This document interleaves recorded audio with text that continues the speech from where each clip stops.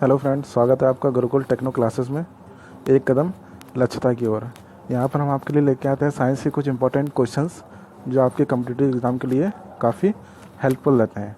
Okay, तो अगर video पसंद आती है तो वीडियो को लाइक करें और गुरुकुल टेक्नो क्लासेस के चैनल को सब्सक्राइब करें। Hello friends, welcome to Rajat academy.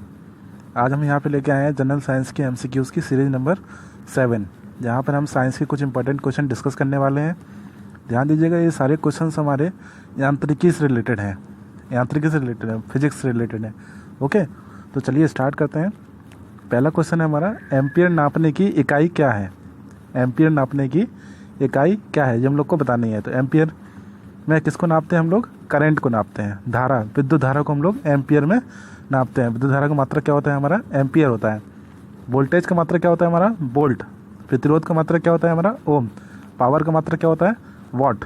तो क्वेश्चन नंबर 1 का आंसर क्या हो जाएगा हमारा? Option number B, current. Next question में चलते हैं। क्वेश्चन नंबर 2 क्या है हमारा? क्वेश्चन नंबर 2 है हमारा, डेसिबल किसे नापने के लिए प्रयोग में लाया जाता है? तो ऑप्शन नंबर सी इसका सही आंसर हो जाएगा। वातावरण में ध्वनि को नापने के लिए हम लोग डेसिबल का प्रयोग करते हैं। ओके, नेक्स्ट क्वेश्चन में चलते हैं। क्वेश्चन नंबर 3 क्या है हमारा? एसआई पद्धति में लेंस की शक्ति की इकाई क्या है, ये हम लोग को बताना है। तो इसका आंसर क्या हो जाएगा हमारा? Option number B, dioptre. SI पद्धति में जो एसआई सिस्टम होता है हमारा, उसमें लेंस की शक्ति मतलब पावर ऑफ लेंस को की यूनिट क्या होती है, हम लोग को बताना है। तो क्या होती है हमारी? डायोप्टर होती है। ठीक है। वाट किसका मात्रक होता है हमारा? शक्ति का, ऊर्जा का मात्रक वाट होता है। विद्युत ऊर्जा का मात्रक वाट होता है।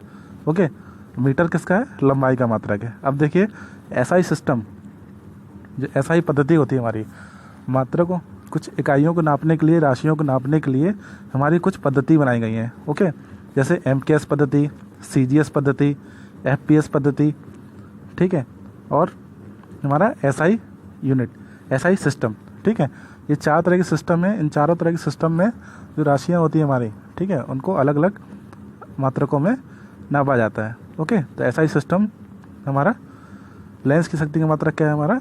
डायोप्टर है। चलिए नेक्स्ट क्वेश्चन में चलते हैं। अगला क्वेश्चन क्या हमारा? क्वेश्चन नंबर 4 है, मात्रकों की अंतर्राष्ट्रीय पद्धति कब लागू की गई? जो अंतर्राष्ट्रीय पद्धति है हमारी, SI यूनिट, जो SI यूनिट होती है हमारी, वो कब लागू की गई, ये हम लोग को बताना है। तो इसका आंसर क्या हो जाएगा? ऑप्शन नंबर बी, 1971 में हमारी अंतर्राष्ट्रीय पद्धति लागू की गई। नेक्स्ट क्वेश्चन में चलते हैं। क्वेश्चन नंबर 5 क्या है हमारा? क्वेश्चन नंबर 5 है, निम्नलिखित में से कौन सा एक व्युत्पन्न की परिभाषा नहीं है? व्युत्पन्न परिभाषा नहीं है। अब देखिए, मात्रक हमारे 2 तरीके के होते हैं। एक मूल मात्रक होता है, फंडामेंटल यूनिट। एक होता है हमारा व्युत्पन्न मात्रक। ओके, मूल मात्रक क्या होते हैं? जो अन्य मात्रकों से नहीं बनाए जा सकते, जैसे लंबाई, ओके, द्रव्यमान, समय, ये सब हमारे क्या होते हैं? जैसे लंबाई का मात्रक होता है मीटर, ओके, द्रव्यमान का मात्रक होता है किलोग्राम, ये हमारे मूल मात्रक होते हैं। और व्युत्पन्न मात्रक क्या होते हैं हमारे? जो फंडामेंटल यूनिट से बनाए जाते हैं, मूल मात्रकों से जो बनाए जाते हैं, वो हमारे क्या कहलाते हैं? व्युत्पन्न मात्रक कहलाते हैं। तो क्वेश्चन नंबर 5 में हम लोग को क्या बताना है? निम्नलिखित में से कौन सा एक व्युत्पन्न परिभाषा नहीं बनता है? जबकि घनत्व, आयतन और चाल, ये तीनों हमारे व्युत्पन्न राशियाँ होती हैं, जिनका मात्रक हमारे मूल मात्रकों से बनते हैं। ओके, अब देखिए, आयतन का मात्रक क्या होता है हमारा? मीटर। आयतन का मात्रक क्या होता है? देखिए, आयतन क्या है? Metre cube. ओके, चाल का मात्रक क्या होता है हमारा? मीटर पर सेकंड। ओके, और घनत्व का मात्रक क्या होता है? घनत्व का फॉर्मूला होता है ना, density equal to mass upon volume. तो इसका मात्रक क्या हो जाएगा हमारा? Kilogram upon metre cube. ठीक है, तो क्वेश्चन नंबर 5 का आंसर क्या हो जाएगा हमारा? द्रव्यमान। ऑप्शन नंबर बी, व्युत्पन्न परिभाषा नहीं है। क्वेश्चन नंबर 6 पे चलते हैं। पदार्थ के संवेग और वेग के अनुपात से कौन सी भौतिक राशि प्राप्त की जाती है? संवेग और वेग के अनुपात को, मतलब m/v से कौन सी भौतिक राशि हमें प्राप्त होती है, ये हम लोग को बताना है। तो कौन सी भौतिक राशि प्राप्त होती है हमारी?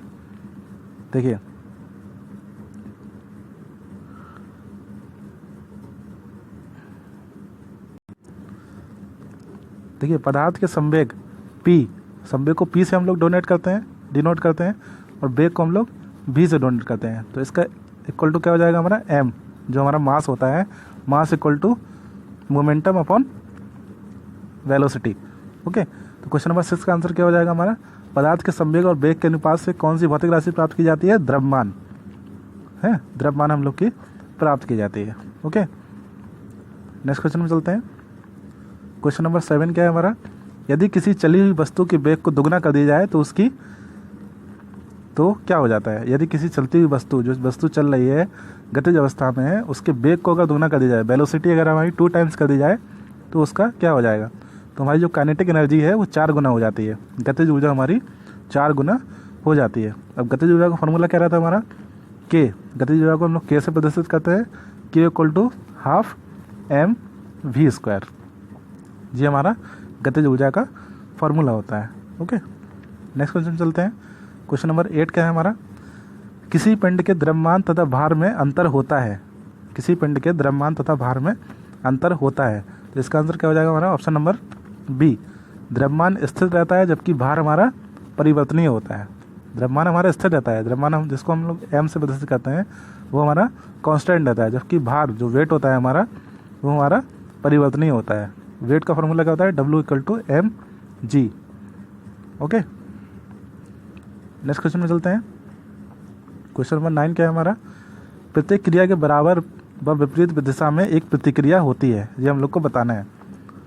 ठीक है, प्रत्येक क्रिया के बराबर व विपरीत दिशा में एक प्रतिक्रिया होती है, ये कौन सा नियम है, तो ये हमारा कौन सा नियम है, न्यूटन का गति विषयक तृतीय नियम।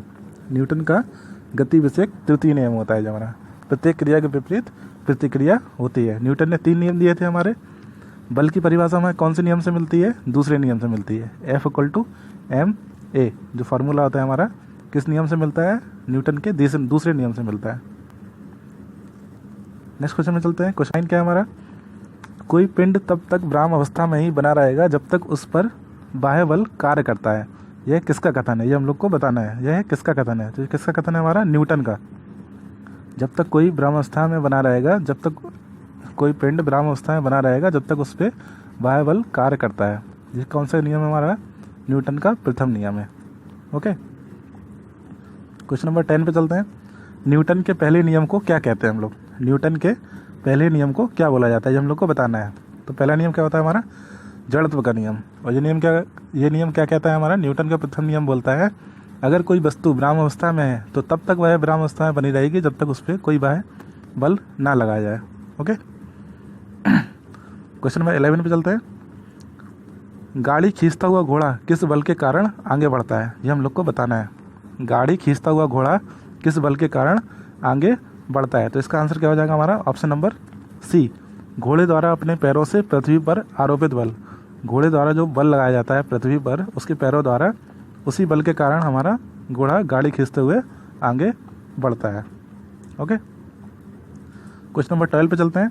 रॉकेट की कार्य प्रणाली, जो रॉकेट का वर्किंग सिस्टम होता है वो किस फार्मूले पर आधारित होता है, जो हम लोग को बताना है, किस सिद्धांत पर आधारित है। ओके, तो इसका आंसर क्या हो जाएगा हमारा, न्यूटन का गति विषयक तृतीय नियम। न्यूटन का गति विषयक तृतीय नियम, जो क्रिया प्रतिक्रिया का नियम होता है उसके आधार पर हमारा रॉकेट वर्क करता है। तो क्रिया प्रतिक्रिया का नियम क्या होता है, हर क्रिया के विपरीत एक प्रतिक्रिया होती है, ये न्यूटन का थर्ड नियम बोलता है। ओके,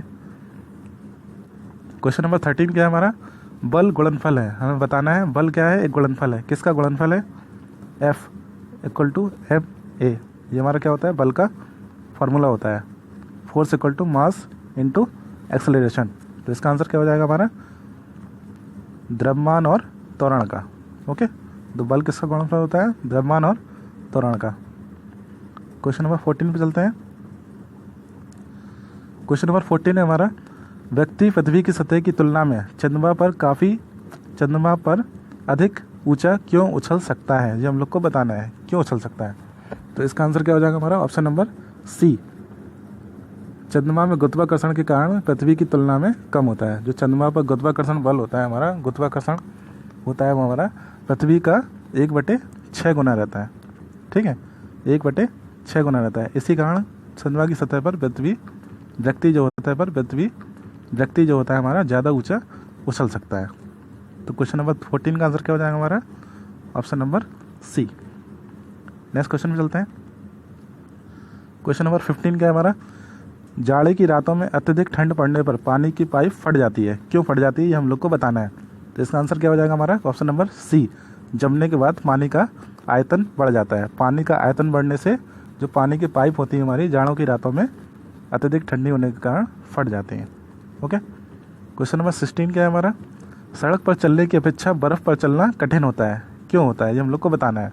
सड़क पर चलने की अपेक्षा बर्फ़ पर चलना कठिन होता है। तो इसका आंसर क्या हो जाएगा हमारा, ऑप्शन नंबर डी, बर्फ़ में सड़क की अपेक्षा घर्षण कम होता है। घर्षण कम होता है इसलिए उस पर चलने में थोड़ी परेशानी होती है। ओके। नेक्स्ट क्वेश्चन में चलते हैं। क्वेश्चन नंबर 17 क्या है हमारा, एक नदी में चलता हुआ जहाज़, एक जहाज़ जो नदी में चलता है अगर समुद्र में आता है तब जहाज़ का जल स्तर क्या हो जाएगा ये हम लोग को बताना है। तो इसका आंसर क्या हो जाएगा हमारा, जहाज़ क्या हो जाएगा, थोड़ा ऊपर उठ जाएगा। जहाज़ हमारा थोड़ा ऊपर उठ जाएगा। क्यों ऊपर उठ जाएगा, क्योंकि नदी का जो जल रहता है वो मीठा जल रहता है। ओके। तो उसमें घनत्व उसका ज़्यादा रहता है, जबकि जो समुद्र का जो पानी है हमारा, समुद्र का जो जल रहता है उसमें घनत्व कम होता है, इसलिए जो जहाज़ होता है हमारा थोड़ा ऊपर उठ जाएगा। तो इसका आंसर क्या हो जाएगा हमारा, option number B. Question number 18 क्या है हमारा, लोहे की कील पारे में तैरती है जबकि पानी में डूब जाती है, ये हम लोग को बताना है क्यों होता है ऐसा। ओके। तो इसका आंसर क्या हो जाएगा हमारा, लोहे का घनत्व पानी से अधिक है तथा पारे से कम होता है, इसलिए लोहे की कील पानी में डूब जाती है। जो लोहे की डेंसिटी रहती है, लोहे की डेंसिटी पानी से अधिक होती है इसलिए पानी में डूब जाती है, और पारे से कम रहती है इसलिए पारे पे ऊपर तैरती रहती है लोहे की कील। ओके। नेक्स्ट क्वेश्चन में चलते हैं। क्वेश्चन नंबर 19 क्या है हमारा, किस तापमान पर जल का घनत्व अधिकतम होता है, जो हम लोग को बताना है। जो डेंसिटी रहती है वाटर की वो मैक्सिमम किस पॉइंट पर होती है, किस टेम्परेचर पर होती है। तो 4 डिग्री सेंटीग्रेड पर, 4 डिग्री सेंटीग्रेड पर हमारा जो वाटर की डेंसिटी रहती है वो हमारी ज़्यादा रहती है। क्वेश्चन नंबर 20 क्या है हमारा, तैराक को नदी में मुकाबले समुद्र पानी में तैरना आसान लगता है, क्यों लगता है। तो इसका आंसर हम लोग को बताना है। तो इसका आंसर क्या हो जाएगा हमारा, ऑप्शन नंबर सी, समुद्र पानी का घनत्व साधारण पानी से ज़्यादा होता है, इसलिए जो तैराक होता है नदी के मुकाबले समुद्र में आसानी से तैर लेता है। क्वेश्चन नंबर 21 क्या है हमारा, बांध के नीचे की दीवार मोटी बनाई जाती है।